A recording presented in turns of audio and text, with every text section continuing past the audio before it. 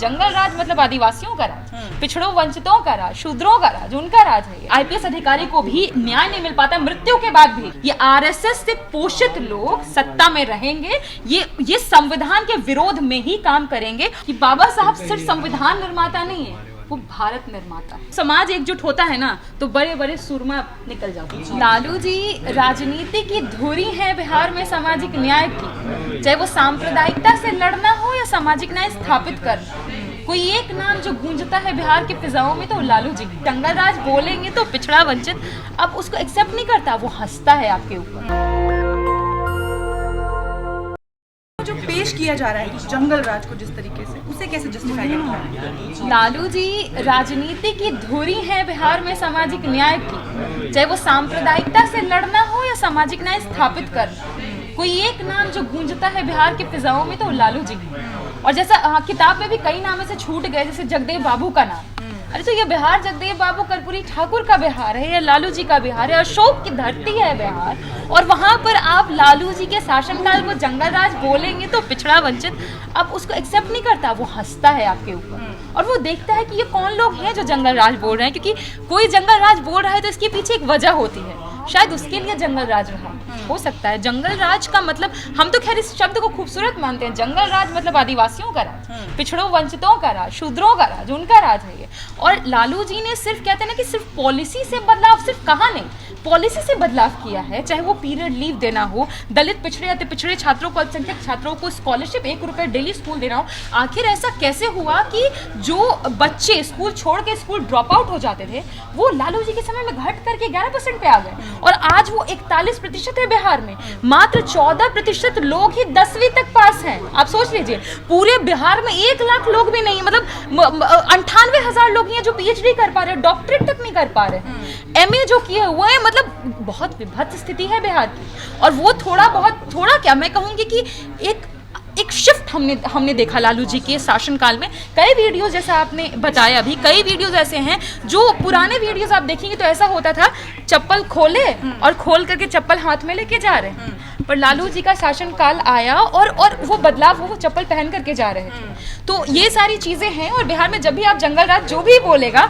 लोग हंसते हैं, मुस्कुराते हैं, कहते हैं हाँ वो राज हमारे लिए स्वर्णिम राज। लेकिन जो कानूनी सिकंजा कसने की कोशिश की जा रही है, आईआरसीटीसी वाला मामला भी हम देख रहे हैं कि पूरे परिवार को नापने की कोशिश की जा रही है। 14 और लोग हैं जिनको इसमें शामिल किया गया है। इससे कैसे निपटेंगे? उसके अलावा वोट चोरी का जो आप लोगों ने लगातार मुहिम छेड़ी हुई है, उसको लेकर क्या कुछ करेंगे? टाइमिंग बहुत इंटरेस्टिंग नहीं लगी आपको? बिहार में चुनाव डिक्लेयर होता है, यहाँ कोर्ट की कब बुलावा आ जाता हो। और वहीं मुझे याद है 18 सितंबर को अमित शाह भी बिहार आए थे, बेगूसराय में आके बोले कि हम तेजस्वी यादव को चुनाव लड़ने लायक ही नहीं छोड़ेंगे, वहां बोला था। और फिर एक और इंटरेस्टिंग डेट पड़ती है, 11 तारीख को सेकेंड फेज की वोटिंग होनी है, 10 नवंबर को ही डेट पड़ा है, अगला डेट।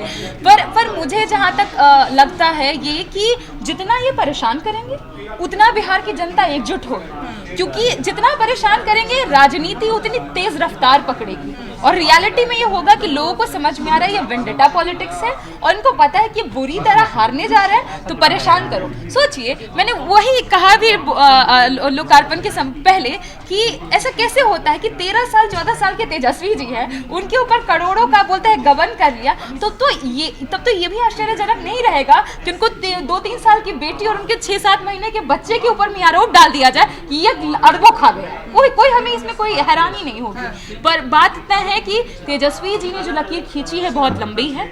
दवाई, कमाई, पढ़ाई, लिखाई, सिंचाई, कार्रवाई और हर घर सरकारी नौकरी, जिससे ये परेशानी। कहा मोदी जी, अमित शाह जी बिहार आकर के घुसपैठिया के ऊपर में राजनीति का ध्रुवीकरण करना चाहते थे, और कहा तेजस्वी जी तटस्थ है, कह रहे हम तो हर घर नौकरी देंगे, जो करना है कर लो। 7 दिन से आईपीएस की लाश चढ़ रही है, क्या ये किसका वेट कर रहे हैं? न्याय नहीं मिल रहा है। आप खुद बताइए कि वो आईपीएस अधिकारी हैं जिनके साथ ये हो रहा है, वो आईपीएस अधिकारी हैं, पत्नी उनकी आईएएस अधिकारी हैं, उनके ससुर जो थे, जहां तक मैंने सुना है, वो सांसद रह चुके हैं, और उसके अलावा भी जितने बड़े बड़े सांसद हैं, नेता, उनके लिए आवाज उठा रहे हैं, फिर भी न्याय नहीं पहुंच पा रहा है। तो ये तो दिखाता है ना सिस्टमैटिक फेलियर, कि सिस्टम अभी भी किनके हाथों में। लोग तो कह ही रहा है ना, इनका जितना भी राइट विंग का ट्रोलर्स है वो तो बोल रहा है सिस्टम हमारा है। कैसे ये मिलता है कॉन्फिडेंस बोलने का सिस्टम हमारा है, पर एक आईपीएस अधिकारी को भी न्याय नहीं मिल पाता मृत्यु के बाद भी।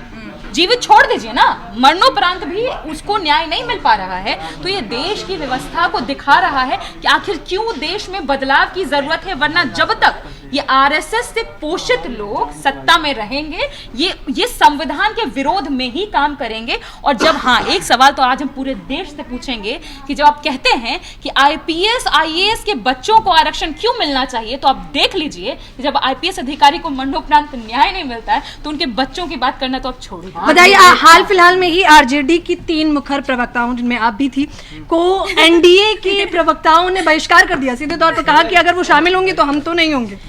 देखिए, ये कोई नई बात तो थी नहीं। I mean, महिलाएं हैं, खासतौर पर अगल बगल 2 महिलाओं को देख करके मैं बहुत खुश हूँ। 2-3 महिलाएं महिला पत्रकार यहाँ हैं कम से कम, जो लोग तालिबानियों को भी वॉशिंग मशीन में धो करके परोस रहे हैं, साफ सुथरा करके, वैसा कुछ यहाँ नहीं है, महिलाएं हैं। और दूसरा कि हाँ, जब हमें बोला गया कि आपको नहीं आना है या आपको हम नहीं सुनना चाहते, आपको हम नहीं बोलने देंगे, तो मीडिया का भी चरित्र दिखाता है ना, जो so called main stream media है, जिसको हम खुद मनु स्ट्रीम मानते हैं, वो मेन स्ट्रीम मीडिया मतलब उनके कहने के हिसाब से काम करते, वो खुल के हो गया ना। पहले लोग आरोप लगाते थे कि भाजपा के लिए काम करते हैं, अब तो भाजपा के कहने पे काम करते हैं, कैसे क्या करना है, क्या बोलना है, ये सारी चीजें हो रही हैं। तो ये जो बंद किया गया हमारा बोलना, तो महिलाओं का बोलना तो हमेशा से पितृसत्तात्मक समाज को खटकता है, खास तौर पर जब वो वंचित तबके की महिलाओं, तब तो और खटकता है, क्योंकि उनको लगता है अरे ये तो हमारे आधी उम्र की ऊपर से औरत है और हमारे ऊपर चढ़ के बोल रही है, हमारे ऊपर उंगली उठा रही है, ये कैसे हो सकता है। तो ये उनको अनपच हो रहा है, और इसीलिए तेजस्वी जी ने महिलाओं को आगे किया, ताकि जिनकी आवाज मेन स्ट्रीम में नहीं पहुंच पा रही, उनके थ्रू उस समाज का भी प्रतिनिधित्व हो, जिनको प्रतिनिधित्व नहीं मिला। लेकिन आज हरियाणा में फिर एक एएसआई ने गोली मारकर हत्या कर ली और बड़े गंभीर आरोप लगाए।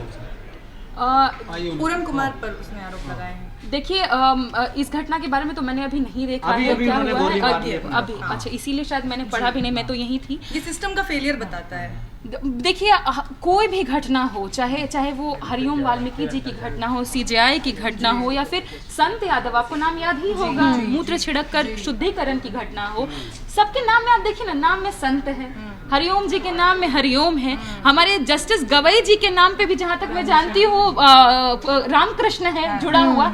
तो ये तो भगवान के नाम भी हैं, फिर भी आप उनका सम्मान नहीं कर पा रहे हैं, क्योंकि उपनाम आपके लिए ज़्यादा इम्पोर्टेंट हो जाता है। तब तो ये देश की सच्चाई है, और इसी सच्चाई को बदलने वाले लोग का नाम लालू प्रसाद यादव है। कांशीराम जी, मायावती जी, जगदेव जी, कर्पूरी ठाकुर जी, लोहिया जी, और तमाम ऐसे लोग, फूले फातिमा दंपति, बाबा साहब। तो हमेशा इतिहास बदलने की कोशिश की जाएगी, नकारात्मक छवि प्रस्तुत करने की कोशिश की जाएगी, पर हमको लगता है कि आप जितना उनको नकारात्मक लाइट में दिखाइएगा, वंचित तबका उतना उसको पॉजिटिव। बाबा साहेब को नीच कहकर बुला सकता है कोई, अनिल मिश्रा वकील है, वो बाबा साहेब को नीच कहकर बुला रहे हैं, कह रहे हैं कि अंग्रेजों के समय में इन्होंने अंग्रेजों की जासूसी की, जब वो बाबा साहेब को नहीं एजेंट, अंग्रेजों के एजेंट थे वो। एजेंट्स मुझे लगता है वही लोग कहेंगे जो जिनका खुद का रवैया उस तरह का रहा होगा, मे बी।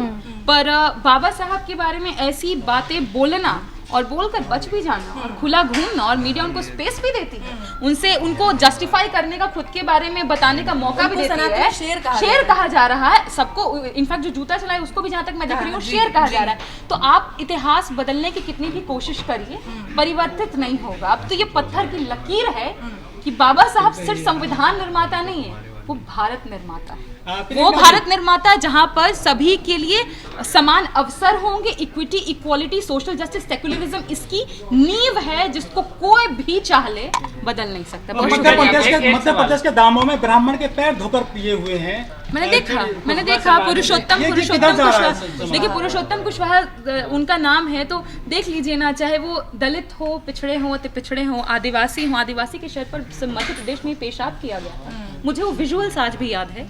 तो ये सारी परिस्थितियों में तब तक बदलाव नहीं होगा, जब, और बदलाव तब तक नहीं होगा जब तक इनको उस तरीके से दंडित नहीं किया जाएगा। पर दंड देंगे कौन, जब वो चाहते ही नहीं है दंड देना, वो तो सिर्फ प्राइज देना चाहते हैं, शेर की उपाधि देना चाहते हैं। तो मुझे लगता है मुश्किल है, लेकिन हाँ, जब समाज एकजुट होता है ना, तो बड़े बड़े सुरमा निकल जाते हैं। बहुत शुक्रिया। दस्तक की आपसे गुजारिश है कि अगर इसको बचाना चाहते हैं तो नेशनल दस्तक को सब्सक्राइब करने के लिए रेड कलर के सब्सक्राइब बटन को दबाएं, फिर बेल आइकन की घंटी दबाएं। नेशनल दस्तक को बचाने के लिए बहुत जरूरी है कि हर खबर को शेयर करें, लाइक करें, कमेंट जरूर करें।